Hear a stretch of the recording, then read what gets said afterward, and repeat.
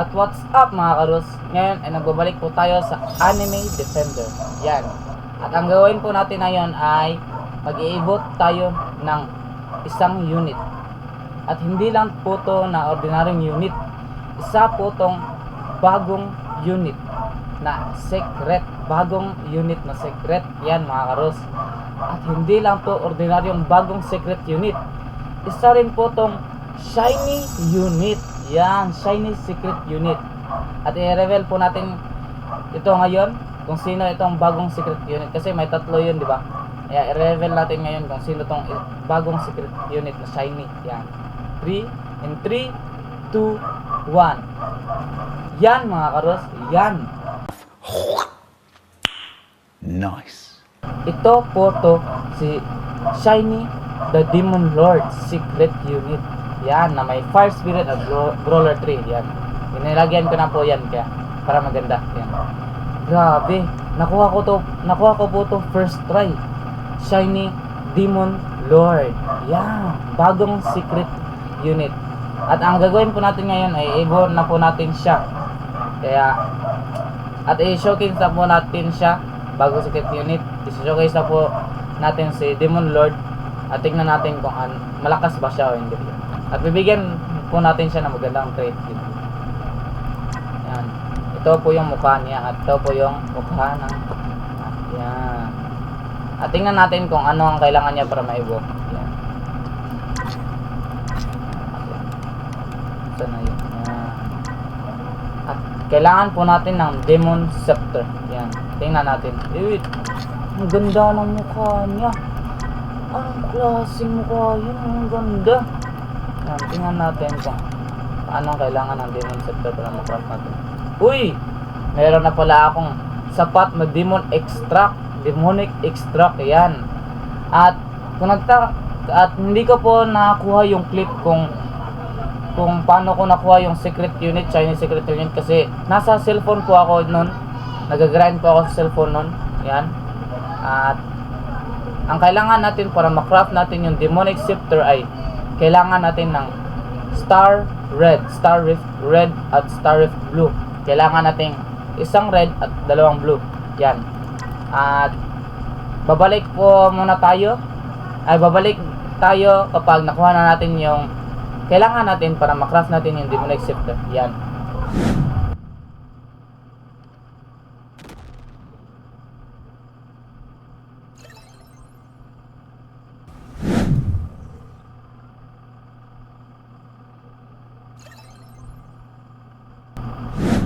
Yan mga karos, tapos na po natin nakuha yung requirements para ma-craft natin yung Demon Scepter. Yan.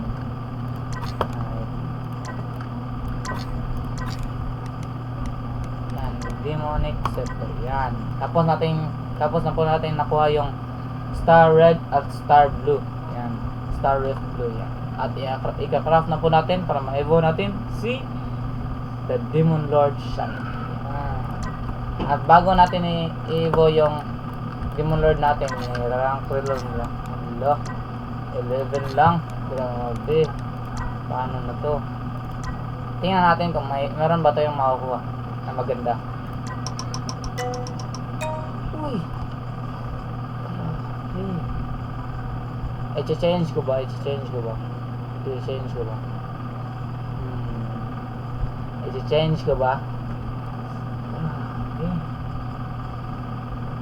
Ano ba yung sunod ng D?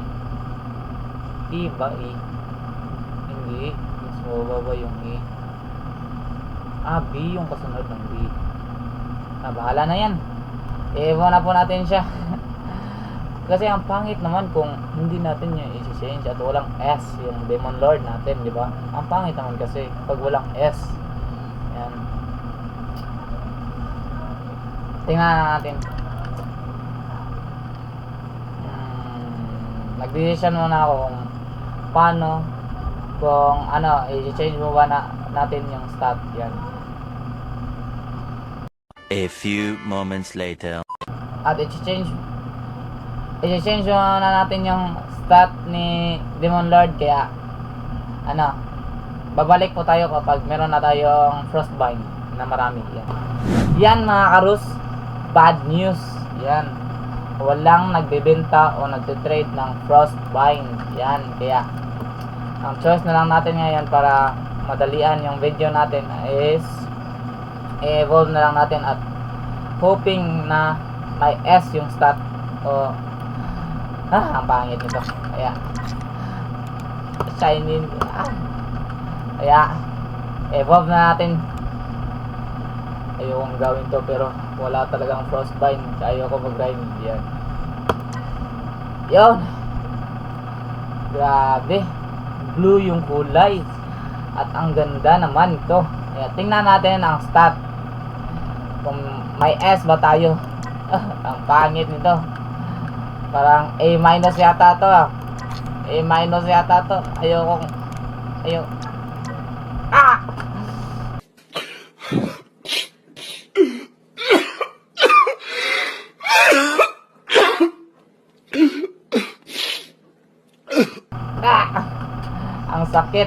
Ang sakit. Walang, hindi man nag A+, grabe naman to. Ang pangit ng stat. Gusto kong i-change pero wala na. Para sa vid yan. Pag may Frostbind na ako, gusto ko ma-A to lahat. Bahalang walang S to. Gusto ko ma-A. Yan. Tingnan natin kung ano yung cosmetic natin yan. Tingnan nyo naman yan. Unequip natin lahat yan. Tingnan nyo naman. Ang cool niya, pre. Yan. Anong magandang spirit para kay Demon Lord yan? Anong magandang spirit para kay Demon Lord? At anong magandang trait? Tingnan natin yung kasuotan na. Grabe. Ang galing. Grabe. Ang galing. Tingnan natin yung yung ito lang. Yung, walang aura kayo. Ito yung suotin natin. Grabe. 860 damage yan, guys. Level 1 pa lang. 860 damage. Yung, tingnan nyo naman. 860 damage at 3 exist. Grabe. Pero ang pangit lang ng stat natin, kaya ang pangit talaga.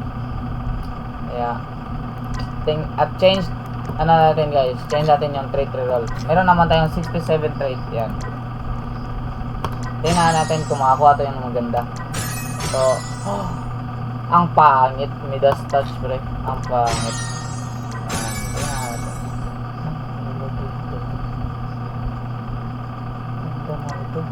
Kasi C+ kasi yung range natin, kaya need natin yung trait na range. Yan.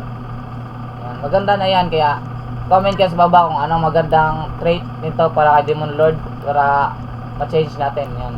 At spirits naman, anong magandang spirit para kay Demon Lord? Yan.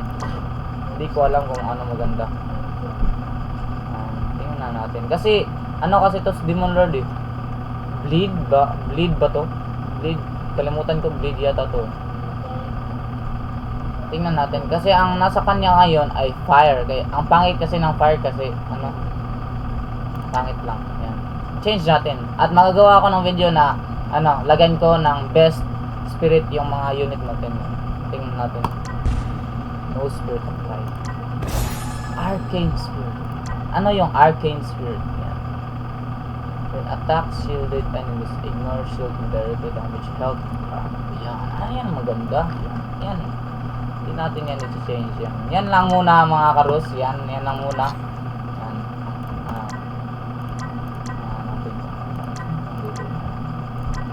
At tara na. I-showcase na natin to. Yan na po mga karus. Yan.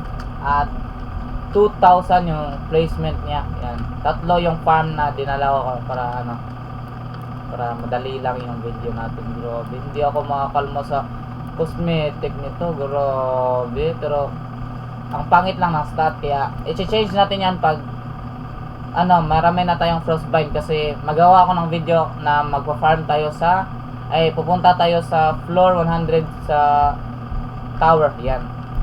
Unplugin natin to. Yan. Uy, ano yun? Anong ginagawa natin? Grabe, ang ganda nito, pre. Yun.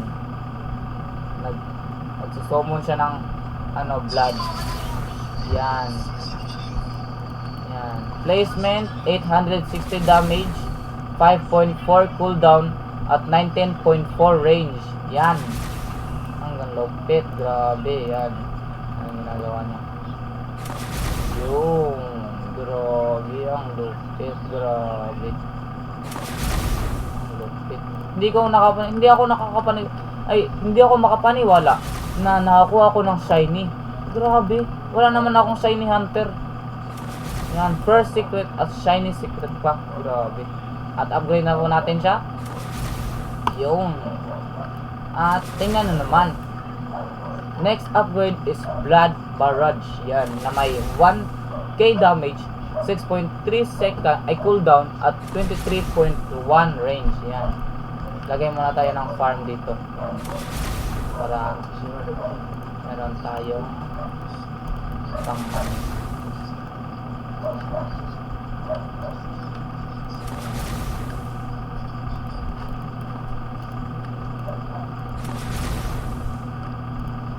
upgrade natin ito. Upgrade.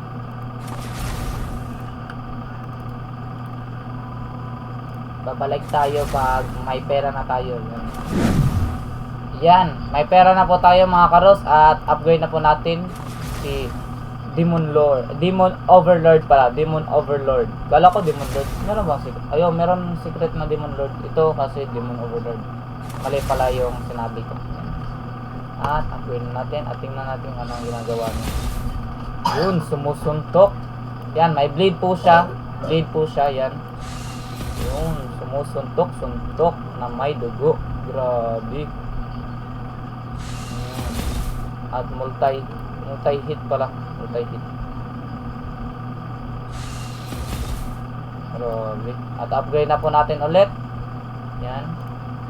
Oh wait, may buff pala to. May buff yata to. Yan, may bleed 50% yung mga kakampi. O hindi ko alam. Wala, hindi to sa Bloomer. Hindi to kasi hindi to yung spirit na makakapag-bleed. Hindi to yung Crimson Spirit. Hindi ko alam. Comment lang sa baba, comment. Yan. At sa next upgrade naman ay meron na tayong new skill na Blood Punishment. Yan, na may 2k damage, 5.9 cooldown at 27.9 range. Yan. Yan ang ginagawa niya. Uy, ano yun? Anong ginagawa niya? Uy, sumasabog yung kalaban. Grabe. Ang hina lang ng damage niya kasi level 1 at yung range niya mababa kasi C+. Pero hindi ko alam sa damage. A kasi yung damage at okay lang yung A na damage at A na cooldown. Yung sumasabog yung kalaban. Grabe. Yung at upgrade natin ulit. Upgrade natin ulit. Ayan. At sa next upgrade naman ay meron siyang bagong skill na tinatawag na Blood Release. Yan, Blood Release na may 3k damage, 7.2 cooldown at 32.2 range. Malaki na rin yung range kahit C+, diba? Malaki na rin yung range. Yan, ang ginagawa niya. Uy, ano yun? Ano yung ginagawa niya? Yan. Sumusabog na may parang yung animation sa Black Scroat na midi. Yung grabe ang ginagawa niya. Tingnan natin. Nag-summon yata siya ng mga blood. At upgrade natin ulit. At sa next upgrade naman ay meron na siyang Blood Pool na may 4k damage, 6.3 cooldown at 37.6 range. Yan. Upgrade natin at meron siyang bagong skill na meron siyang bagong ginagawa. Ayan. Anong ginagawa niya? Ano yun? Anong ginagawa niya? Puro tapon lang yung ginagawa niya. Yan, pero malakas na rin. Malakas na rin. Upgrade natin. Yan. At meron na siyang bagong skill na Red Moon na may 4k damage, 8.2 seconds at 42.5 range. At tandaan nyo, C plus yung trait sa range at 42.5 yung range. Grabe, C plus lang yan. Grabe. At kapag, paano na yan kapag yung A or S yung range, yan. Or baka malaki lang to kasi meron tayong hunter, diba? At mukhang last skill na to niya. Yan, tingnan natin. Yan, Red Moon. Yan. Uy, ang laki. Uy, grabe. Ano yun? Ano yun? Wait lang, tingnan muna natin yung anong ginagawa niya. Yung, nag-zoom in siya. Tingnan natin. Tingnan natin kung ano yung bilog na nasa dun. Yun, uy, Red Moon nga, grabe. Moon nga, grabe. Literal na moon. Red Moon talaga. Yun, ang laki. Parang AOE, ay parang yung ano niya, yung whole range na yung mga ano niya, AOE. AOE naman to, AOE naman. Grabe. Yan, i-max na natin. Yun. Ang max damage niya ay 5k at 7.7 cooldown at 43.7 range. Partida level 1 pa lang yan. Yan. Natin. Yun. Ang lakas, grabe. At tingnan natin kung ilang capacity yung mailagay mo, o ilang demon overlord yung mailagay mo. Yan. Dalawa na yan, dalawa. Meron talaga siyang buff. Meron siyang buff, guys. Kapag ang ganda nito is meron kang Bear King o yung isang bleed si Curse Prince ba yun? Curse Prince. Yan. Maganda to kasi meron siyang support na 50% blood. Kita niyo naman, talaga mukhang siya to. Tingnan niyo naman lahat ng pati farm merong 50% bleed. Yan. Dalawa na yan yung na place at tatlo. Yan, tatlo na yan. Meron na rin ulit at tingnan natin kung apat yan. Uy, max unit capacity is tatlo lang. Yan, tatlo lang yung mailagay nyo na Demon Overlord yan. At yun lang sa yun lang sa video natin. Tapos na ang ating pag-showcase ni Shiny Demon Overlord. Yan. At salamat sa panonood ng video natin at don't forget to like and subscribe. See you in my next video.